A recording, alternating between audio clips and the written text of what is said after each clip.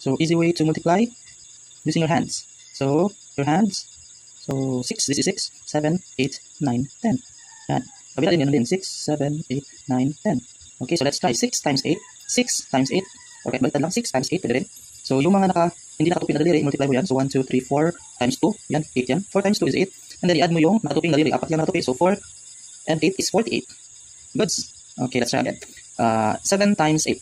Okay, so 7 times 8. So, 5 nakatupi. And then, multiply mo yung daliri hindi nakatupi sa taas. 3 times 2 is 6. So, 56. 5 nakatupi. And then, multiply sa taas 6. So, 56. Okay, so try ulit. Let's try another one. So, 8 times 8. Okay, 8 times 8. So, may nakatupi 6 fingers, yung folded, 6 folded fingers, and then unfolded fingers, 2 times 2. 2 times 2 is 4. So, 6 folded and 4 sa taas, 64. Tama ba? Okay. Ano pa? 9 times 9. Yun, 9 times 9.